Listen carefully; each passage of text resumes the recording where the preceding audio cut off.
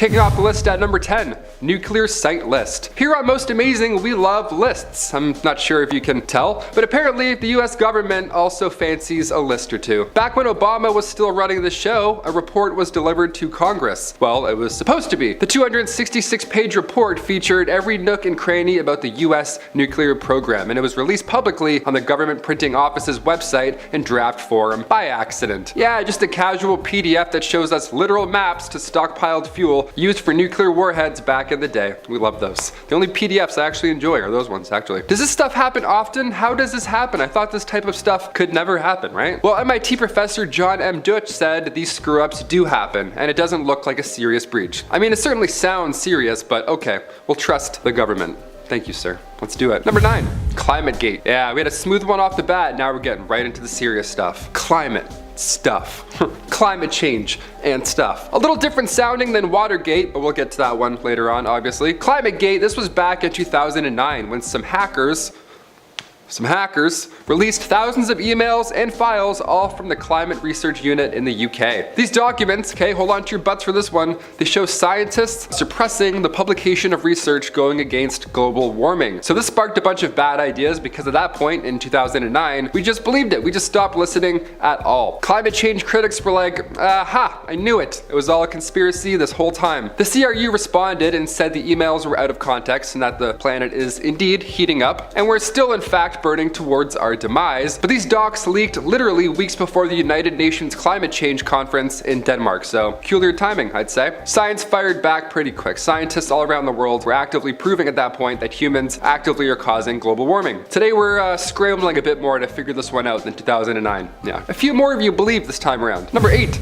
God Save the Queen. This one's quite grim, but I have to talk about it. Have you ever wondered what will happen after the Queen passes away? I mean, I know it's the last thing we want to think about right now because dark, obviously, but it's hard not to think of, especially when Politico magazine releases Operation London Bridge to the public. Yeah, what is that? This magazine somehow got documents showing each and every step in detail what'll happen when that fateful day arrives. There'll be phone calls to the Prime Minister, of course, would be first. Customs require that the Prime Minister is informed by the monarch's private security. Flags will fly at half-mast, of course, but oddly enough in this document the Queen's death is referred to as D-Day. Yeah, 9 days of protocols will follow afterwards, and after a service at St. George's Chapel at Windsor Castle, that's when Queen Elizabeth will be buried with King George VI. It's dark, but I mean, imagine reading about this one morning in 2021. What an odd article. What a brutal way to wake up. Number 7, secret PowerPoint. Nothing sounds less cool than a leaked 41-slide PowerPoint presentation, but I'll do my best. Here we go. When it comes to the NSA, odds are this PowerPoint is going to be pretty juicy, right? This slideshow was often used to train US intelligence, and I gotta say, 41 pages? That's it? I did 45 on medieval knights in high school. That's all I'm saying, step your game up. This program was called PRISM. You probably heard about this. This is a big deal. And it cost about $20 million a year. This was the highlight of the Snowden leak. PRISM kicked off back in 2007. See, originally they partnered with Microsoft, but once they were attached to Apple come 2012, that's when things got a little dicey, as most things are with Apple. The PowerPoint confirmed that the NSA has access to servers belonging to massive tech giants. Google, Skype, YouTube even, so I don't know, search history, you may want to delete that stuff. There was a summit in California which originally was tense. The United States was accusing China of cyber attack, but right after Edward Snowden leaked the PRISM tea, they didn't have much power at said summit. So China and Europe citizens were obviously not too pleased here. Yeah, leaked data, we don't like hearing about that.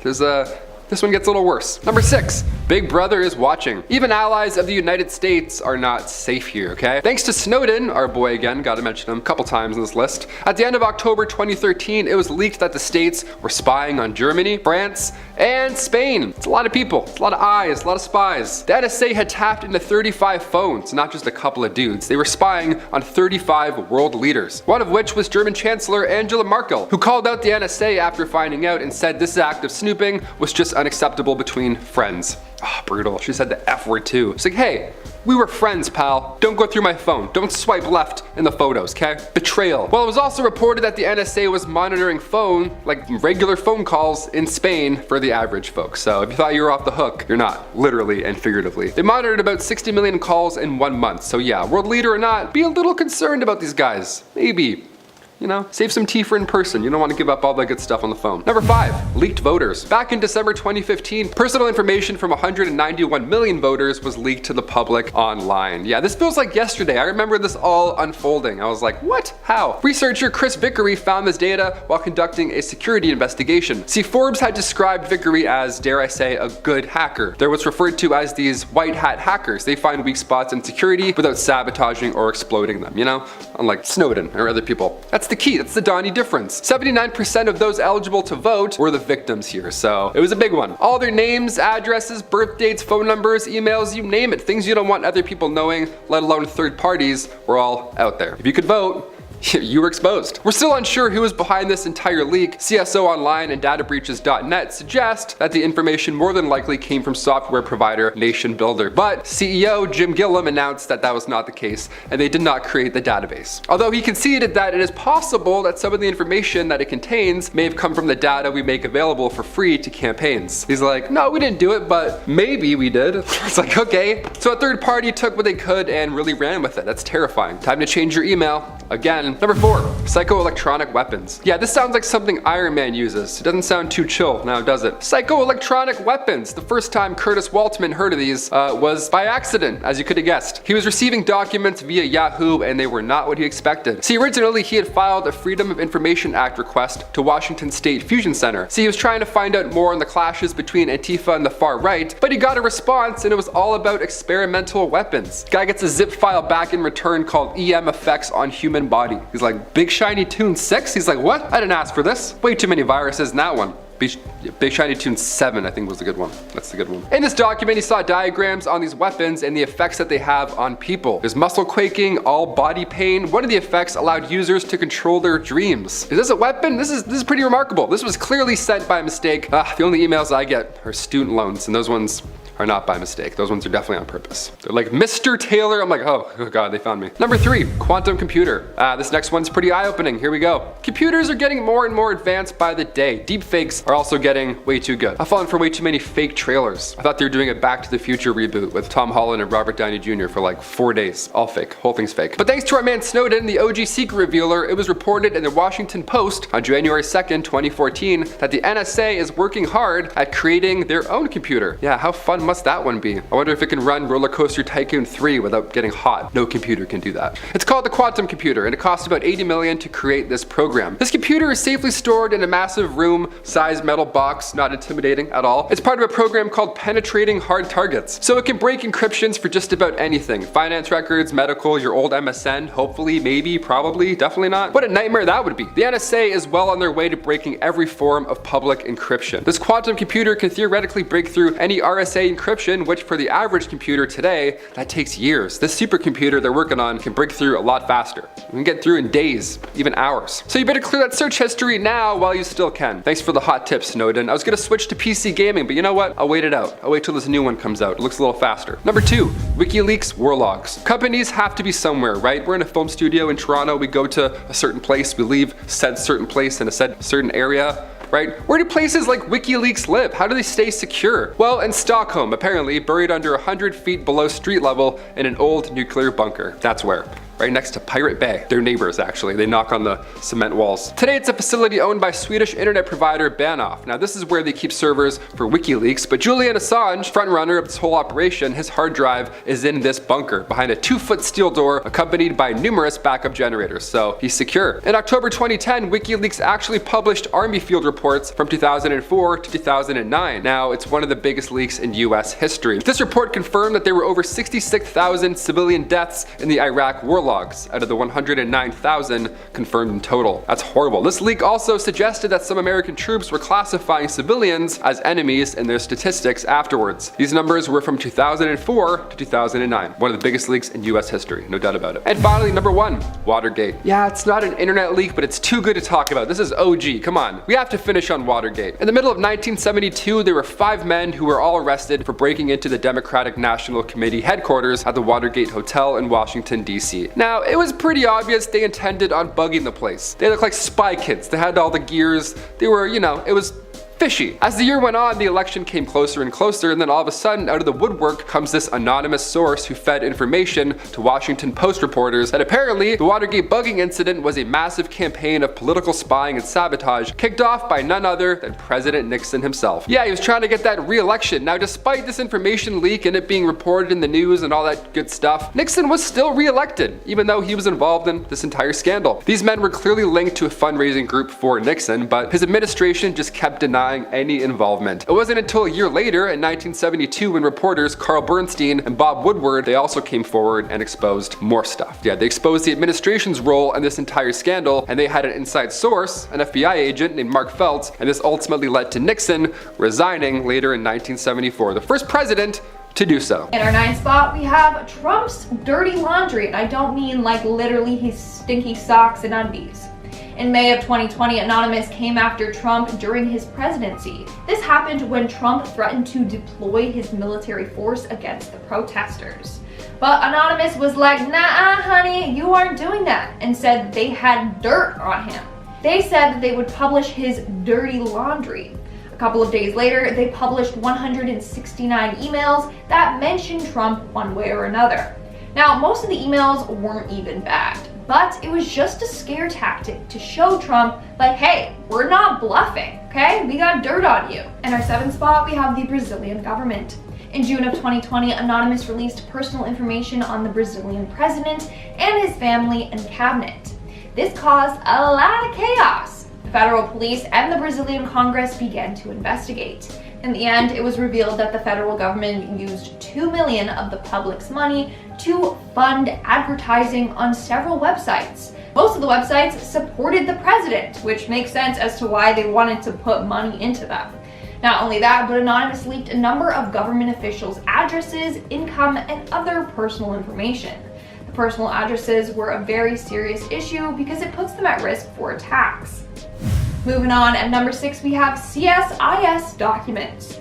So what I didn't know is that apparently Anonymous has some beef with the Canadian government. One of their first attacks leaked secrets about the foreign activities of the Canadian Secret Intelligence Service, aka the CSIS.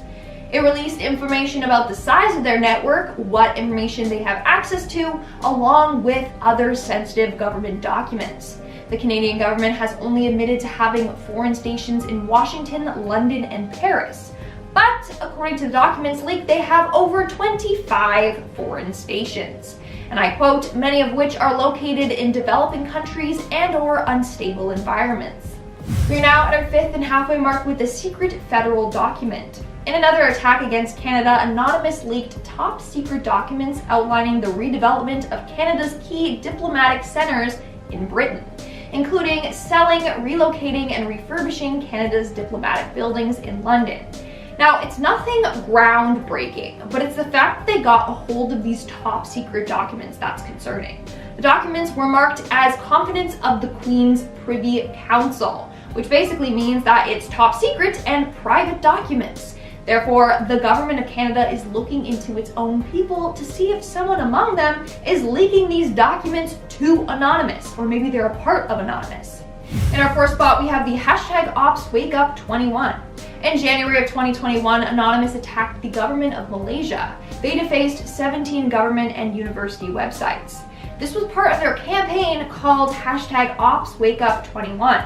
Basically, the purpose of this campaign was to highlight the poor security of the government's websites and to warn people about it. In a post, they said, and I quote, "Greetings, we are Anonymous Malaysia. This is message to Government Malaysia. Your security system is low. All data may be leaked. This can cause unwanted hackers selling all your information." Basically, they accused the government for keeping silent and covering up a number of data breaches that occurred over the years. The government knew that personal information of their citizens was being obtained and sold, and they just kinda covered it up until Anonymous exposed them. Coming in at number 3, we have Anonymous Malaysia Part 2. During the Anonymous Malaysia attack, they also revealed that Facebook was selling private information to government agencies. In a post, Anonymous said, and I quote, "If you're a hacktivist willing to, or a man who just wants to protect his freedom of information and join the cause, and kill Facebook for your own privacy. Facebook has sold information to government agencies and gave secret access to information security firms so they can spy on people from around the world. You can't hide from reality where you are. You're neither safe from any government. Someday you'll look back on this and realize what we've done here is right. You'll thank the internet government. We will not harm you, but we will save you. Okay guys, it is time to deactivate Facebook. Nice.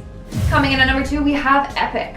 In September of 2021, Anonymous leaked data from Epic, which is basically a domain registrar and web hosting company that has provided service to websites that publish neo-Nazi and extremist content. It's a pretty controversial platform, and Anonymous leaked details of every domain that was ever hosted or registered through them. It also leaked a number of personal information of their customers, like their purchase records, emails, invoices, and credit card information. Over 15 million email addresses were exposed. In fact, they released 3 rounds of data on their website. The first was in February of 2021, the second in September, and the third in October. In October, they actually leaked information on documents belonging to the Texas Republican Party. And in our number 1 spot today, we have the NSA. So thanks to Edward Snowden, we all know that the NSA was spying on Americans through their phone records.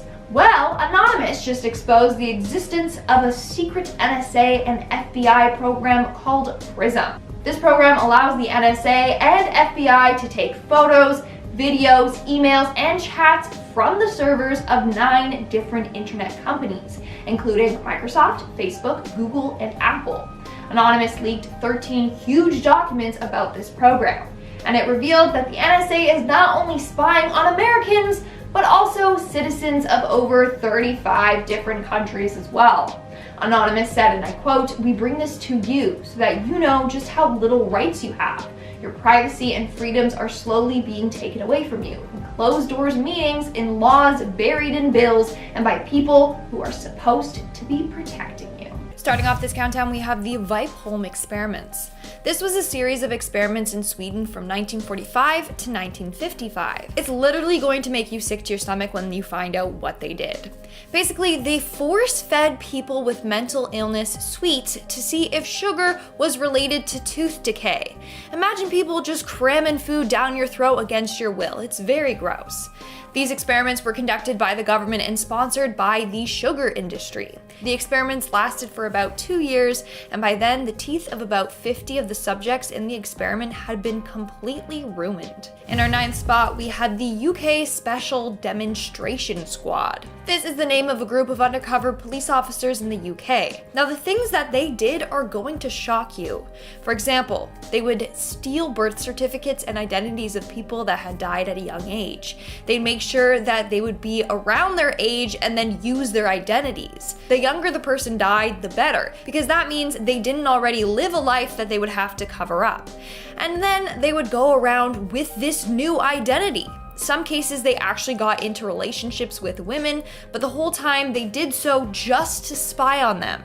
In November of 2015, the Metropolitan Police Force apologized to 7 women tricked into relationships by these officers. Like, imagine that, dating someone you're madly in love with, sometimes even having a kid with them, only for them to be like, "Oh, sorry, gotta go, was only dating you to get intel on you and your friend circle." It's disgusting, and it's actually happened to multiple women. In our 8th spot, we have the radioactive waste. Apparently, there's a huge radioactive dumping zone located in Tonawanda, New York. In fact, they dumped more than 37 million gallons of radioactive waste from their World War II atomic bomb tests. This area has a high rate of cancer and thyroid conditions, and this is the reason why, and no one's talking about it. In our 7th spot, we have the hepatitis tests. In 1956, the US government began running tests on young individuals living at the Willowbrook State School in Staten Island. This was a state-supported institution for children with intellectual disabilities. And what they did to these students was give them hepatitis in order to track the development of the viral infection. Of course, they were being experimented on without knowledge or consent. To make matters worse, the study lasted 14 years. They also injected them with a number of to see what they would do to their body and the hepatitis. Imagine intentionally making a group of people sick for an experiment. The grossest part is that when the government was exposed for this project, they tried to justify their actions by saying that these people were probably gonna wind up contracting it anyways. In our sixth spot today, we have Operation Popeye. This is another very wild one. Operation Popeye was a highly classified weather modification program during the Vietnam War from 1967 to 1972. You heard me correctly. The government learned how to control the weather. Basically, they wanted to increase rainfall in certain areas to prevent enemies and military supply trucks from being able to travel. In fact, they caused a number of landslides and flooding in that area. Weather manipulation has since been banned from use for military gain. We are now at our fifth and halfway mark with HIV. In the 1980s, the HIV epidemic broke out. No one knew how it spread, they just knew that it should be feared, and tons of LGBTQ+ community members were sadly contracting the virus. Well, rumor has it that HIV was a government experiment that was meant to wipe out the undesirables.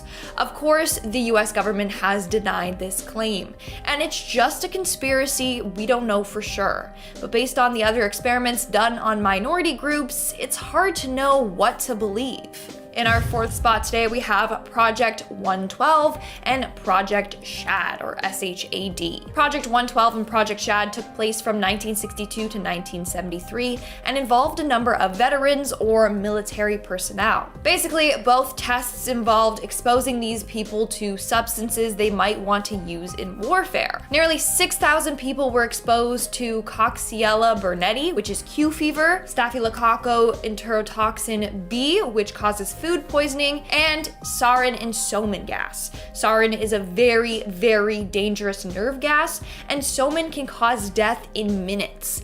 Both can be fatal if only the tiniest amount gets on the skin.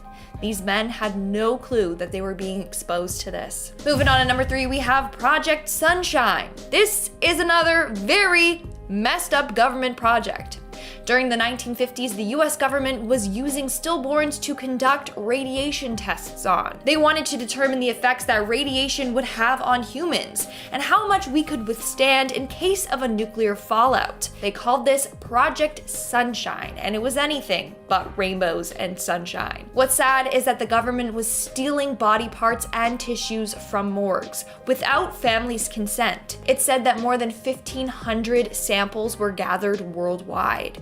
This is incredibly sad and sick. Coming in at number 2, we have the syphilis experiments. In 1932, the US Public Health Service created an experiment to see the health effects of untreated syphilis. But the test subjects were told that they were receiving free treatment to cure their syphilis. And that was a lie. Instead of giving the men the recommended penicillin treatment, they gave them placebos, like aspirin. Sadly, 28 men died of syphilis because of these experiments, 100 more passed away from syphilis-related complications, and 40 spouses contracted this disease. And 19 women who gave birth passed on syphilis to their newborn children. In 1997, Bill Clinton apologized to the survivors and their families on behalf of the government. And he admitted that the tests were, and I quote, profoundly and morally wrong. And in our number 1 spot today, we have the radiation tests. In 1953, a number of tests were done on pregnant women to see the effects that radioactive iodine would have on them and their newborns. These studies were terrible. In one study, researchers gave these women doses of iodine 131. Sadly, they all miscarried. When they did, they continued to study the women's aborted embryos. Another study took place after World War II. 829 pregnant mothers in Tennessee were given vitamin drinks. They were informed that these drinks would improve their health and their babies. But it actually contained radioactive iron, and the researchers wanted to see how fast the radioisotopes crossed into the placenta.